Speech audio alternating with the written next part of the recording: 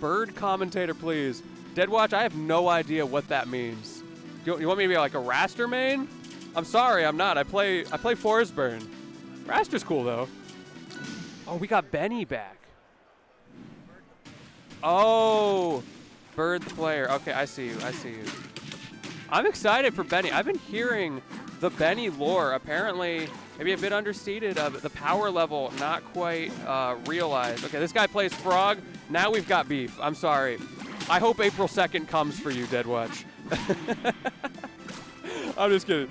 I hate that matchup, but the Frog is sick. I understand why a lot of people play that character. Ooh, catching me rambling, and we've already lost 2 stocks. These guys are going in. Side note, I'm noticing the tags here. We had Jojo the Hobo, followed by Mr.Homelesshobo. I'm noticing a bit of a trend here.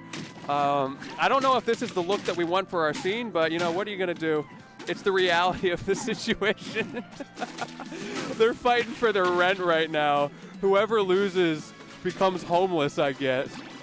But yeah, Benny on the Kragg, Homeless on the Orcane, for those of you following along at home. I think this is such a fun matchup, though honestly, I'm just a Kragg enjoyer. I think any matchup that has that character on the screen is goofy in all of the right ways. Even in the player cam. Oh, wait, something's going on. Something's up. They're going to figure it out. Maybe an issue with controls.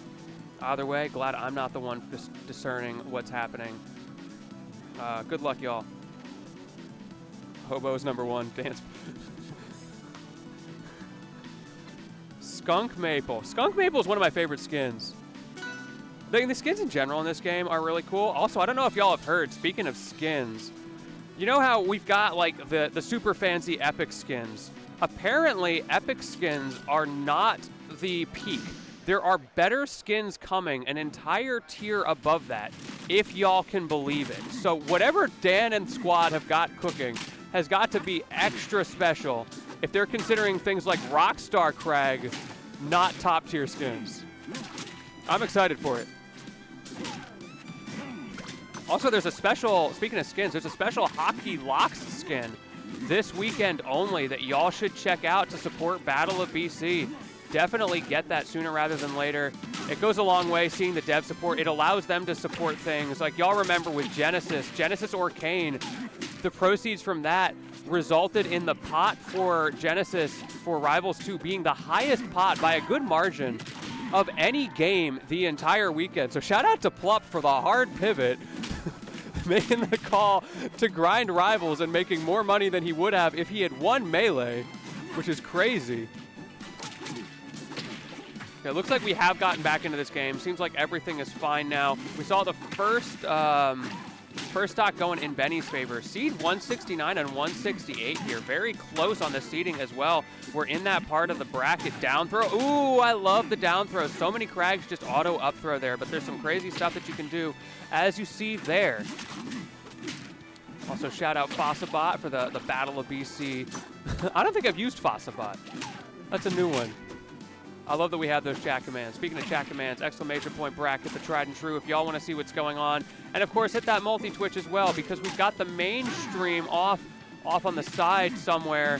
I can't quite see. Oh, it's a Lox and... Oh, it's Skunk Maple. Someone mentioned Skunk Maple. If you want to see Skunk Maple, it's on mainstream right now. But on the other side of things, we got the N64 Kragg. I'll be honest, I think these N64 skins are a little bit whack. Something about them, just like... It stands out to me in all the wrong ways. I'm glad people enjoy them, but I'm a bit of a hater. I guess this isn't N64. This is retro, but yeah, same thing stands by. Mostly the raster ones. The raster ones are weird to me. Something about the hitbox virtualizations just like looks weird to me. I don't get it. Ooh, trying to break that. Ooh, I like the parry attempt from Benny, but now you are stuck. Oh, that was so bad. Oh no! Well, how did that happen? How did Benny clutch that out? He was off stage holding rock, slowly descending to his death, and somehow managed to not only slip past Homeless Hobo, but got him into a spot where Hobo maybe overextended a little bit and ended up SDing tragically, giving Benny, I think, a 3-stock on that first game. Looking pretty good considering these two are supposed to be evenly seated. Seeders, we might have to have a little chat after this because what's going on here? Oh, again, stuck with that rock. Homeless doing a good job of finding a way through. And I don't know what to call this guy. Do we call him homeless? Do we call him hobo? Everything about it feels derogatory, even if he brought it upon himself. Ooh, regular pummel. Dash attack goes to the down air. I like that coverage from Benny. We were talking about that in the last set, right? You're playing in oh, you just lost the 50-50s. Either that or he is just not mashing anything and making Benny feel like a genius. But yeah, watching the way players are able to cover multiple options, not necessarily with an option select that hits multiple things at the same time, but playing in a way that if their first option misses, they still have the advantage to go for a read on the second one. And that's where I think Benny is really thriving into the corner. Ooh, get caught with the bubbles. He's a big boy, very easy to do that. Also recognize his pillar is behind him right now, so if he gets sent off to the right, he's okay. So he's gonna wanna be on that side. Jumps over the bubble, but parry attempt there, expecting Benny to come up with a jumping up air, probably. Instead, you're put in an awkward spot here. A little bit off on the parry timing for Benny. We've seen a couple of whiffs on that parry already. Homelesshobo doing a good job of mixing up his timing, making it difficult, whether it's that forward air, whether it's that up strong in that case, getting the boost from the puddle as well. Doing such a good job here. Dash up grab, double dash up grab. Can we get a third one for the fans? Homeless, no. He's running in with the nair. Benny was probably expecting it. We saw no shields for you. Sometimes you just got to hold down and hope for the best. This time, though, I mean, it's Orcane nair. It's going to hit you no matter what. Oh, what a fade back. Ooh, and fading into the blast zone here for Benny, getting scary. Back air gonna connect. Gonna connect again, not able to find the forward air. F-Strong super safe because he's on the puddle. Good awareness of Homeless, being able to react to the scenario that he is in, but gets caught out with the forward air, evening up the stocks, but Homeless looking a whole lot better this time around than he did in the first game. Okay, no get-up attack there. Instead, run up parry. I've seen a lot of conversation about that lately. Do I run up parry? Do I run up just hold down? There's a lot of different options in this scenario. However, either way, jab, jab, up tilt, the tried and true from Benny. No amount of crouch cancel is going to save you from this combo. And just like that, he has evened it up. Oh. Oh, wants to spike. I respect it. He has been pretty good at hitting those. Oh, no, that was atrocious DI.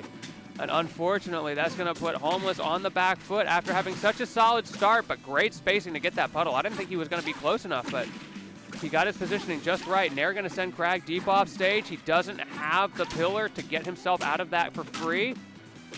Goes for jab, grab. Ooh, parry up tilt.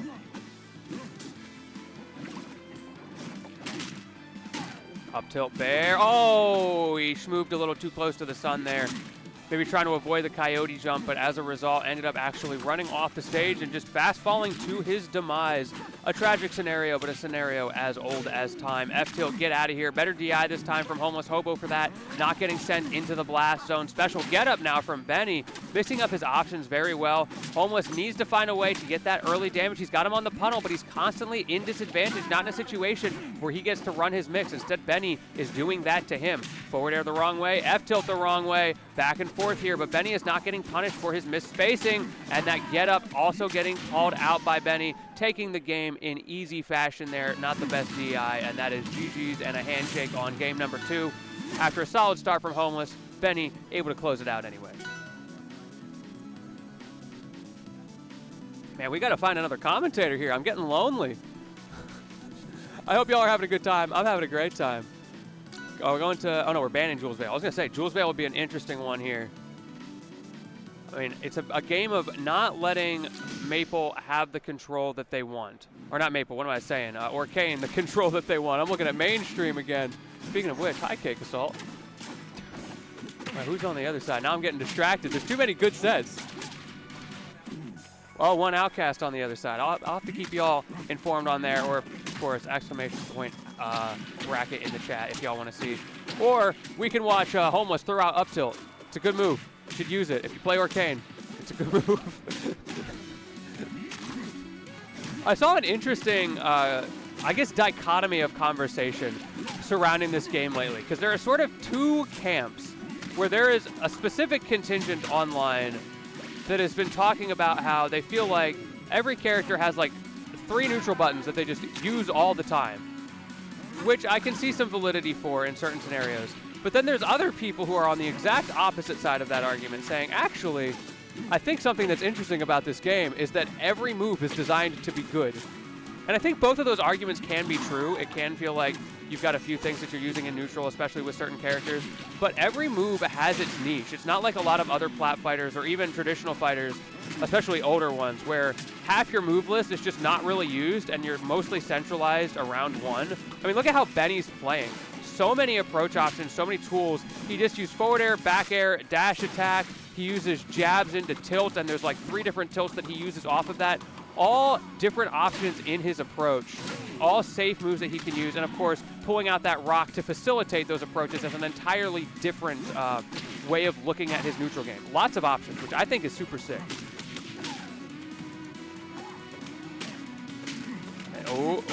Okay, I'm beginning to think that Homeless just does not have the muscle memory reactions to go for AB pummel breaks, because it's really feeling like Benny is batting 1,000 right now on those. So presumably at some point you're going to guess right. So something maybe that Homeless needs to get figured out in the game plan, which I understand. You don't get a great feedback loop for that in this game, because a lot of times, especially at higher levels of play, your opponent just won't go for those pummels because they want what they get off of the throat. There we go. Now we're waking it up. That time he does miss it. So maybe Benny's just that sick with it. Maybe he is actually getting it right that many times. But yeah, you don't have that positive feedback loop because no one's pummeling. So then you like play 20 games of that and forget to pummel break, lose your muscle memory, and then you're up against a Claren who's mashing B and you just fold. Ooh. Okay.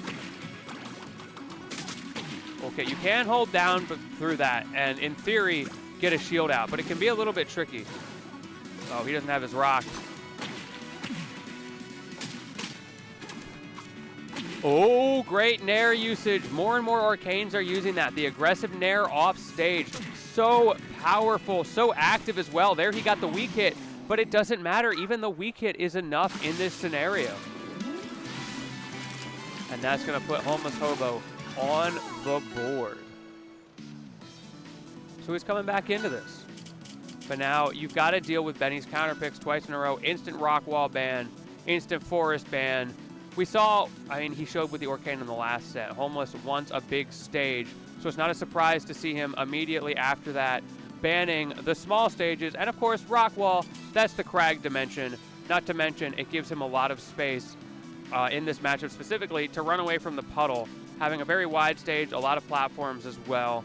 I think they're discussing what stages they won on because of DSR to figure out where they're allowed to go in this last game. For anybody who's not familiar, DSR, Dave's stupid rule, means that if you won on a stage, you can't go back to it. I don't know if we're on DSR or MDSR right now, but you know, general rules apply. And we are going to the smallest stage that was left open. We're going to the pillar. Visually, I think this is my favorite stage. I never take people here because, again, I play Forsberg, but I think it looks so cool. And I love that there's a different doubles variant for it as well, so it doesn't just get kind of knocked out. Oh, we saw what I was talking about. He holds down on the bubbles when he gets hit by that, and it allows him to get his shield out. However, it's a little tricky. I've seen people go entire sets trying to do that, and somehow it just doesn't quite work out for them, and they get hit every time. Ooh. Oh, okay. You know, I respect that. Going for the F-strong there. In theory, you have more true combo damage, but it does give you positioning, it does give you damage, and he's able to convert it very well.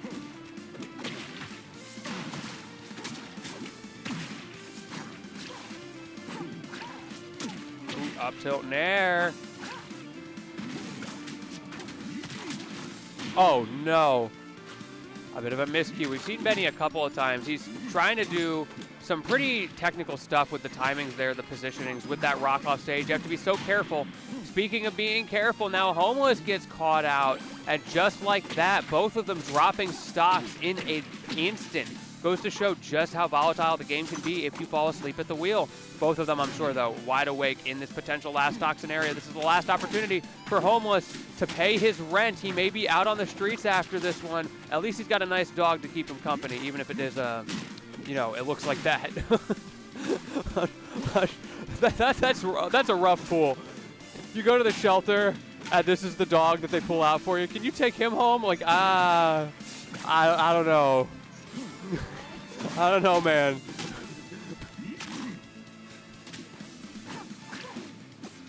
Oh, I like the parry there. You're expecting the get-up attack. Really scary. Good usage of the nair. Oh, man. Down tilt. Okay. Oh, that was so good. That was so good from Benny. Using the special pummel, getting himself into this great scenario. Tries to go for it again. Homeless, however, turning it around in an instant. And now, remember how quickly Benny dropped to stock with that SD earlier. If Homeless can put the pressure on him, put him into a scenario, but he doesn't get the chance as Benny takes the set. It's a 3-1, but most of the games were pretty close. Of course, a 2-stock on the first one on the port, but after that, keeping it nice and back and forth. Great stuff to both of these players. I see why they were seated so close to each other. Okay. All right, we're going to go to a quick break. I believe we're going to have some top 32 action coming up in a minute. I also see my girl Nurse walking by. Hopefully I'll get some co-commentary, but that's not happening just yet because we're going to throw to a quick break. Don't go anywhere. We'll be right back. No, don't leave me, Nurse.